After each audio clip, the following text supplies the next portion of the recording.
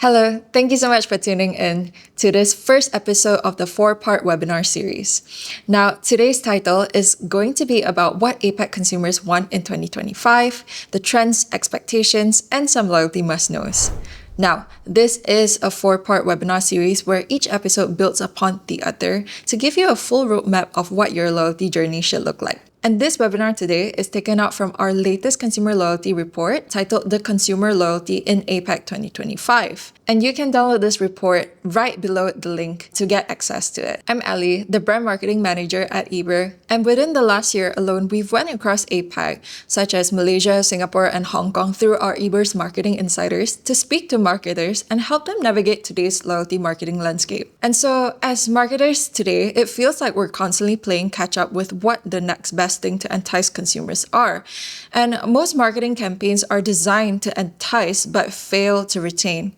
And this is because consumer spending patterns are becoming more unpredictable across channels.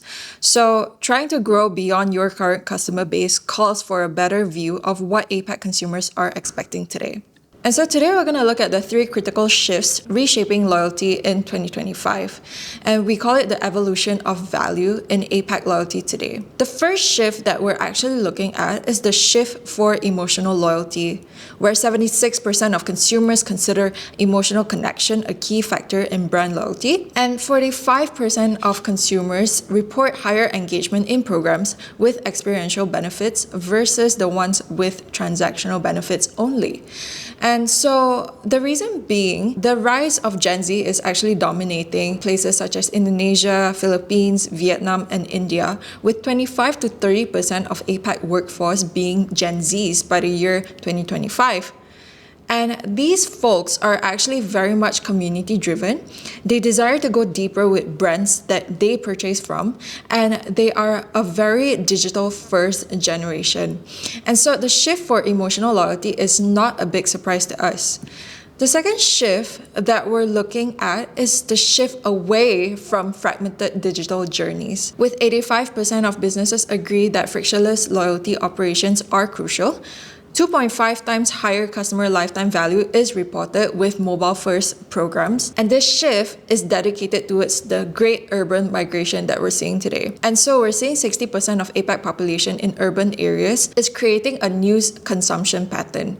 So people are increasingly on the go, people are more convenience-focused, and people are increasingly digitally integrated, regardless of their age, regardless of what their profession is. And the third shift that we're actually seeing is that all these points to an increase in expected personalized recognition. And so the growing middle class is reported the strongest within Southeast Asia. Places such as India, Vietnam, Philippines, and Indonesia are leading with a 4 to 6% annual middle class growth. And these folks are actually very much value conscious, yet they are looking for the finer things in life, while at the same time still being lifestyle conscious. So we're actually seeing 82% of consumers expecting personalized experiences, and this is quite a high number. And this correlates directly with program performance. So 24% higher program engagement is reported, and this engagement is mostly driven by experiential rewards. So with all these shifts, the general shift here that we are actually looking at is that today's consumers expects more. And the shift from pure transactional is actually moving towards an experience-focused loyalty and consumer journey.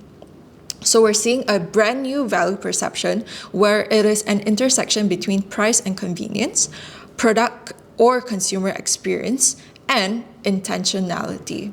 And so in terms of intentionality, this is the reason why you're seeing a lot of big brands building community, having multi-brand programs, having gamified experiences, as well as the transactional and value-driven brands are also experiencing a shift in experiential rewards. So even the transactional value-based rewards are looking to expand to one that caters to their consumers' lifestyle today. Marketers today are driving both short-term and long-term goals. So in terms of short-term goals, marketers are actually looking at driving higher CLV, your customer lifetime value. And to To get them to do this, marketers are actually getting their customers to inch towards more engagement. So whether it's increasing cross-brand spending, whether it's upping their engagement for increased visits, or creating aspirational targets to get their customers to go to the spending targets that they actually want them to go to. And all these, if you're actually curious, here's what they're looking at. In terms of increased engagement rates, they're looking at redemption rates, they're looking at active member ratios, they're looking at purchase frequency, as well as one thing that a lot of marketers want today, member advocacy levels. This is when you are getting your members to advocate for your brand as well as your loyalty program. In terms of long-term strategic objective, these brands are ultimately looking to solidify brand community that journeys with the brand as they grow. So if we're looking at larger brands today, such as Lululemon, such as Sephora, such as Grab, Apple, as well as running clubs like Hoka, they're increasingly building a community based on their values, not only based on their products, but also based on the whole brand's vision and what they stand for. And some brands are also looking to build ecosystem loyalty. So what we mean by that is actually, if we're looking at tech brands that are already doing that and are actually very much ahead of consumerism brands such as retail as well as restaurants and hotels. We're looking at Apple and Google being the pioneers of ecosystem loyalty, but we're also seeing a lot of brands wanting to emulate that sort of loyalty. So we're looking at examples such as Merit Bonvoy. We're also looking at partnership programs such as Jaya Grocer in Malaysia, partnering up to bring more benefits to create that ecosystem loyalty for their consumers. We're also looking at multi-brand programs happening these days, such as Jia Group and LKF Concept. So LKF Concept actually has a loyalty program called LKF Elite, where their members get rewarded at each of the restaurant chains under LKF Concept. So these are some of the multi-brand programs to create ecosystem loyalty within today's market. And so eventually, these long-term strategic objectives, one, builds a new marketing chain for the customer itself, where it is a direct and first-hand relationship to the brand and the consumer. Two, these brands get to open up new revenue streams such as paid membership programs or any bulk purchases that they can directly sell to their customers. And so this increasingly leads to a stronger brand resilience as well as perception. And with the ongoing customer relationship happening, it opens up more space for improved product development as well as growth for the brand in terms of market positioning. These brands ultimately are looking to partner with their market to build a sustainable and resilient brand. Our report highlights an array of industry-specific benchmarks in terms of retention rates, as well as some key benchmarks that you might need to know as within your industry itself. But what we're seeing working across industry is undoubtedly intentional and experiential programs. So these intentional and experiential programs are increasing loyalty and engagement by 20 to 30%. And so a lot of businesses are rethinking the way that they create value for their customers. And so this is something that we actually want to introduce to you. It's called the Value Orbit. So the Value Orbit introduces a framework for you to kind of think about the kind of rewards and value that you are providing for your customers today in a way that you can contextualize your business needs as well as your business core to value creation. The Value Orbit composes of 4 key elements. The first one is your core, which is your primary offering. The second orbit represents the complementary value. So these are values that naturally complement your core offering. The third one is the lifestyle, which are some broader lifestyle connections. And the fourth ring is community. So this value chain actually, talks about shared experiences and networks for your customers. So what that might look like, for example, for a coffee chain, is that your core is coffee. Your complementary is the workspace that your cafe brings, or a hangout spot. The lifestyle elements to it looks like music events or comedy nights, and community could be something like workshop. And so for retail, it could look like the core is the thing that you're selling, which is your product sales. The complementary could look like personal styling, alterations, or even gift wrapping, depending on what your core is. Lifestyle could look like seasonal wardrobe planning, home organization services, and community could look like style master classes or experiential new launches. So in terms of hotel, your value orbit could look like the core is your room stays, your complementary are restaurants, dining, spa services, as well as meeting spaces within your hotels. And lifestyle could look like tours, cultural activities, or even transportation. And community could look like private dining clubs or cultural workshops. And last but not least, if you're looking for a more niche industry, the banking value orbit could look like this. Your core are your banking and financial services, your complementary could look like financial education, your lifestyle looks like luxury vacations, and community looks like networking events. So the question right now poses, how can you start thinking about your business's value orbit? Now, generally, the value orbit has different weightages depending on your business maturity, market position, and even market saturation. But generally, they're more focused on your core, slowly investing gradually outwards. So what I mean by this is your business maturity could depend on which stage your business is at. So if your business is at an early stage, you might have your primary investments within your core and complementary values, and gradually you can slowly invest it into the outer circles. And in terms of market position, if your market is serving value brands, you will look to primarily invest in core as well as complementary value. And if you're a premium brand, you might look to invest more in lifestyle and community. And of course, in terms of market competition, if you're within a low saturated market, you could focus on strengthening your core and complementary values first. And then if you are in a higher competition market where you need to differentiate more, focusing more on lifestyle and community might do your business better. And so customer loyalty in APAC today poses a lot of opportunities for your business. But first, we need to understand where opportunities lie. The APAC loyalty management market is projected to grow within a projected CAGR of 9.2%, reaching approximately 74 billion in the next 3 years. And this actually means that more businesses are investing more and more within loyalty programs and their retention metrics. And so the key challenges here lies within fragmented journeys. So even when customers or businesses are building loyalty programs, they're experiencing a lot of fragmented journeys, both for the customers as well as the business. So in terms of customers, it could look like multiple platforms fragmented everywhere in their lifestyle. For businesses, it could look like different kinds of systems that the business needs to manage in order to have that connected journey for their retention strategy. And in terms of disconnected brand experiences, it goes without saying that having fragmented journeys actually leads to disconnected brand experiences, especially for those who have both physical as well as online stores. So having a phygital strategy is actually very necessary for these businesses. And the third key challenge that we're looking at in today's market is the underutilization of personalization. And as mentioned before, the third shift that we are seeing is actually an increased expectation of personalization.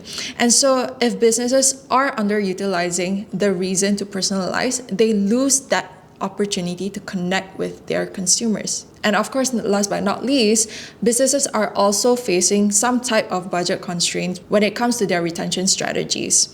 And so opportunity spaces for you today in APAC loyalty marketing could look like omni-channel and integrated journeys. It could also look like utilizing your brand as an extension of your brand identity rather than just a hygiene factor. So this is where a lot of brands actually miss out. They have a loyalty program, but they're not actively utilizing it to run their marketing campaigns, to understand their consumers better. This actually leaves a huge gap for the brand in understanding their consumers, and they cannot really move forward because of that lack of knowledge. The third opportunity space for you is actually crafting personalized experiences and recognizing where your consumers are interacting with you and spending with you. You want to be able to reward them at the right place and at the right time. And the fourth thing that we are seeing right now coming up is that gamification actually poses as one of the huge opportunity space for businesses today. Gamification today is not only reserved for larger organizations, it is also very much available to smaller businesses looking to gamify their experiences with their customers. You can do it with a platform, you can do it without, you can gamify journeys in your marketing campaigns. But overall, gamification is something that is very much left untouched, especially in APAC's consumer loyalty market today. And last but not least, to combat budget restraints, businesses can actually look into building scalable and sustainable foundations for their loyalty marketing strategies. We get a lot of questions in where businesses are investing today in terms of loyalty programs as well as their retention strategies. And what we have found so far is that most market leaders today are actually investing a 3 to 4% ratio of their projected member revenue in places such as platforms, rewards, marketing, as well as operations. Now, these are very much specific to market leaders and more established businesses. And if you're a small business, you might want to consider investing a lower ratio of that into your loyalty program journey. And if you don't really want to think about that right now, you can also focus on building a sustainable member persona. And to do that, you need a holistic profile of who your customer base is today.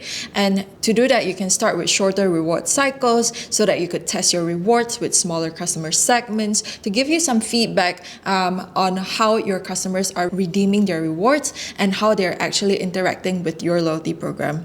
And so in terms of your digital solution, one thing to note is that digital solutions with scalable pricing would probably be your best bet in this situation.